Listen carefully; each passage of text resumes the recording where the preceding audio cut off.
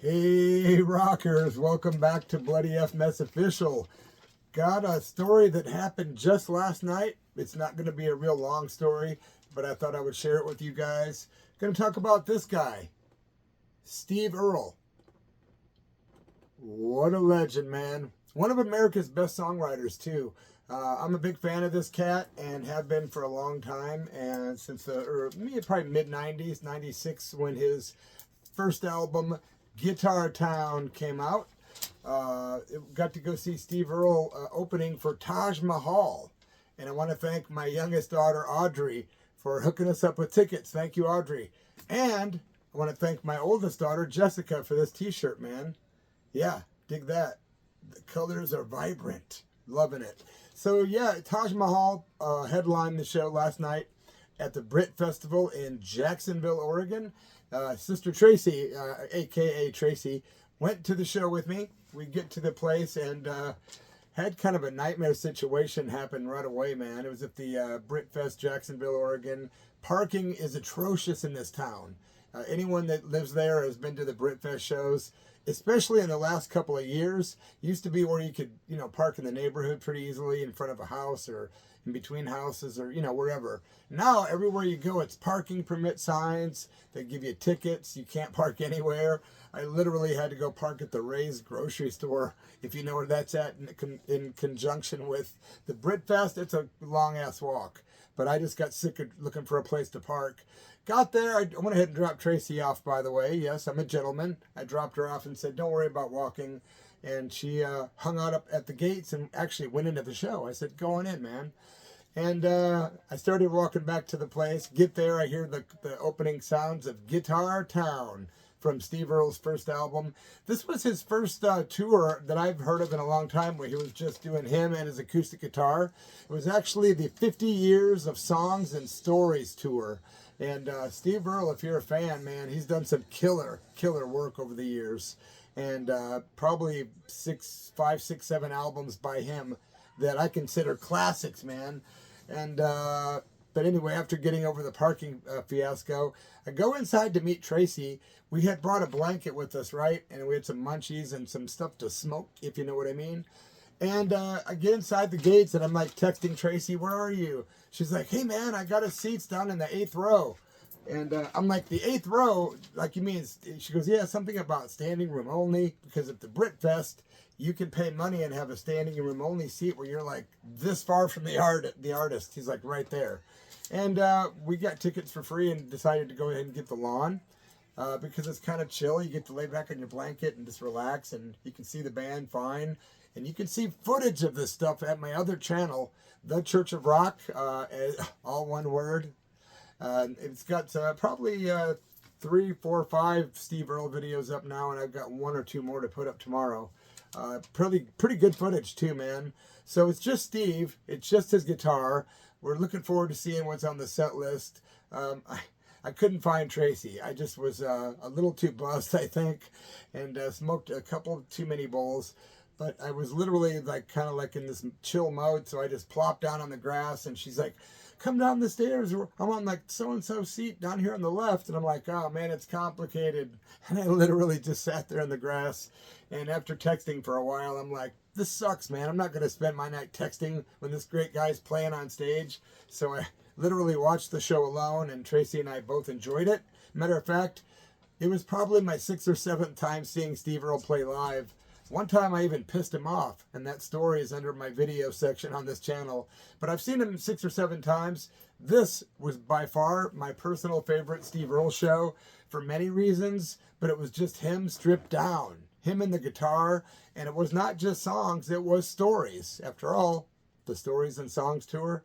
So he told some great stories that were really cool, and he wasn't boring. One of his stories was 10 minutes long, another was 8. But it was great, man. He was compelling, a genuine guy. He's very transparent. He's been through hell and back, literally, with everything from addiction to imprisonment to just his son dying, all kinds of horrible stuff. But he's come through it, man, and he's doing great today. He's been sober 40 years, I think. I think so.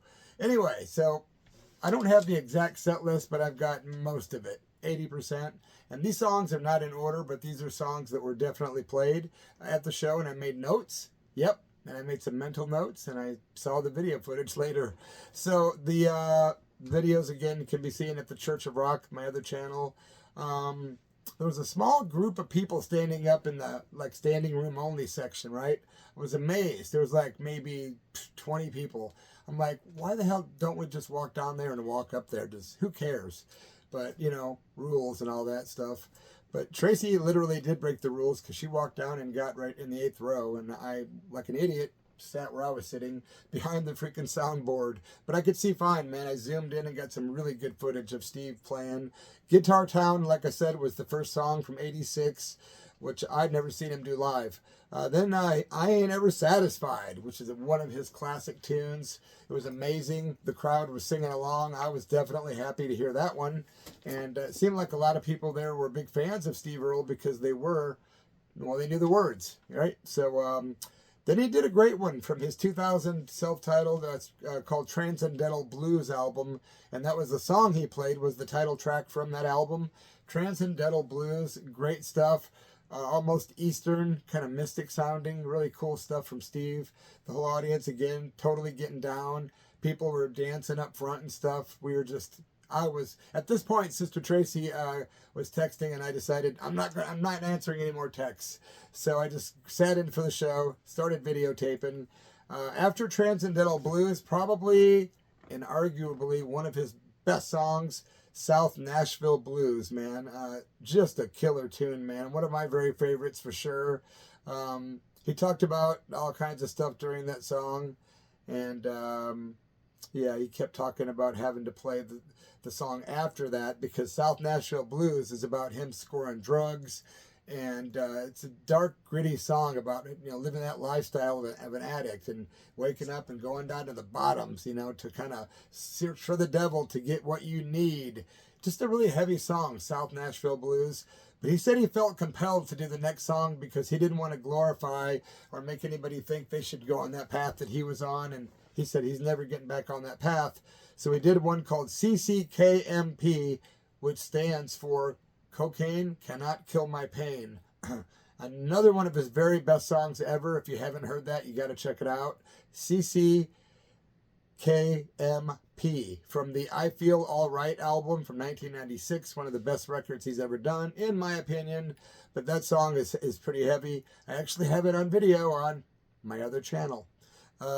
City of Immigrants was next. That was mixed with some different reactions from the audience. Of course, you know, from the title, you know what it's about. But he brought out an instrument called the bouzouki, which is a Greek instrument. And he said, I bet you guys are all wondering what the fuck this is. And he goes, this is a bouzouki. It's a Greek instrument. And something about when you go to the airport, you don't want to tell people you got your bouzouki because they might take it the wrong way. It was a joke that kind of went bad, but it was funny at the time. Bouzouki, really weird looking guitar. It's a Greek instrument, although he was talking a lot of political stuff. Some pro Ireland. So a lot of good stuff about Irish songwriters. But he did say some political stuff that made the audience kind of go, oh, ooh, like they all freaked out, man. He really did. He kept trying to get people to sing along to this song. Like I said, it's called City of Immigrants. And it's about he was talking about living in New York City and how it changed his life with all these different cultures. He was giving a speech too about America at the time. I felt sorry for him. Twice, maybe 3 times, he attempted to engage the audience to get them to sing on this chorus.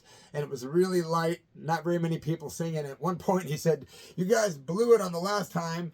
And so he did it again, and it was real weak. He's like, oh, man, this isn't going right kind of thing. And I don't know. Finally, the 3rd time, people were singing a little louder. Not much, man, but he tried. And it was a great speech, by the way, which is also on the other channel. I got that on video, man. Goodbye. I'm telling you, that's the next song. One of the most melancholy, sad, and heartbreaking songs ever written. Really. It's called Goodbye, and he played that, and it was super awesome, man. He had a harmonica, you know, around his head with the harmonica rack, whatever it's called. And when he started playing that thing, it sounded like it was set to like 500 decibels, I don't know, whatever, but it was super loud. Like the harmonica was blaring out through the PA. I was like, whoa. And I think it scared the people up front, because watching the video and watching them at the time, they're all like looking around. It's kind of like awkward. I think that sound of that harmonica being so obnoxious freaked people out, but it was kind of funny to watch at the same time. But again, man, that's one of the most sad and deep songs ever. Goodbye by Steve Earle. If you haven't heard that, that's another one I totally recommend. You'll hear it and think, yep, he's right. It is one of the most cool tunes ever. Then he did his big hit song, which was on rock radio and still gets played on classic rock radio, and I'm talking about Copperhead Road. Yep, a band I used to cover in a band called the Renegades, actually.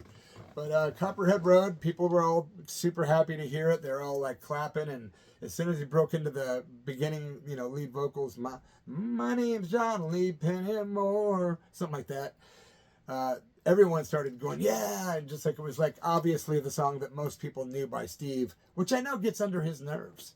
It's like one of those things, when you're Aerosmith, you just have to play Dream On at every show, and that's his Dream On, But I've heard those guys said they could just puke from playing it. Aerosmith I'm talking about.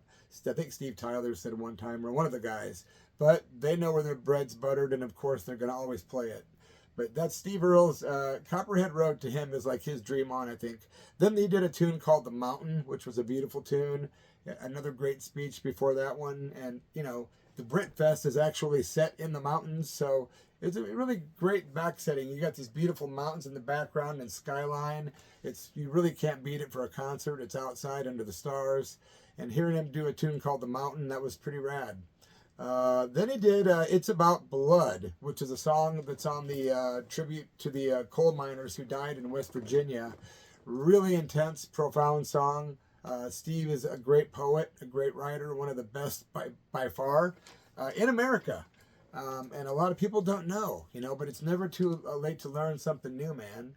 And check out what's the I Feel All Right album if you want to get into the first one. That's my recommendation. After he did It's About Blood, he went into a really heavy song, a long speech before he did the song Number 29. It's about this guy named Bubba that he was friends with in school. And in school, Steve got picked on a lot. He talks about being knifed, being beaten up, being, jumped by gangs of dudes, having his shoes stolen at one point. And then he said, I always wondered if that ever fit those guys okay, those shoes. But he used to get beat up a lot, right? And all these big football guys were his enemies. Well, one day he became friends somehow. One of the biggest, baddest, toughest football guys named Bubba decided to take Steve under his wing, right? And he told the football people, look, this dude's off limits, leave him alone. And they were all like, okay. And Steve said after that, his life changed. So he wrote this song about that guy. And I think, if I'm right, Steve actually had the courage to start playing football. And I think number 29, it represents the number on his jersey at the time. Unless it was Bubba's. I don't remember for sure. Either way, Bubba was the guy that turned Steve's life around, got him confidence in high school, where he built his songwriting and skills and musicianship and things like that. And he didn't have to worry about it. He said life was great after that. And he said that his hobby in high school was turning cowboys on to LSD. Yeah, he said a lot of funny stuff last night, man. And he cusses a lot on stage too, by the way. He says the F word a lot. That's cool by me, man. He said he went to a segregated high school when he was growing up. That was a whole different world. He talked about all kinds of stuff, man. The kids up front were seeming to get into him a lot. He talked about getting stoned a lot. But Bubba was like the guy that saved his life, like I say. The Devil's Right Hand is another tune he did. That is another, arguably, one of the better tunes by Steve Earle. Devil's Right Hand is another one. Check it out on YouTube, man. There's not much more to this story. I don't remember the last few songs that he did. I didn't write them down. Really, I should have videotaped the whole damn thing, because I was just laying back. I could have just taped it all and still enjoyed it like I did, right? But I'm going to do a separate story down the road here about Taj Mahal. He's a legend, of course, and to see Steve opening for him was kind of mind-blowing, because originally I thought that maybe Steve Earle was headlining that show, but nope. It was Taj Mahal. Thanks for checking out my story. If you liked it, please leave a thumbs up down there, the thumbs up thing. Leave a comment if you want. But most importantly, please help an old rocker out by subscribing to the channel. And I can make a few pennies, man. I'll be back soon with more rock, metal, punk, curveball, and who knows what the hell stories. Cheers, my friends.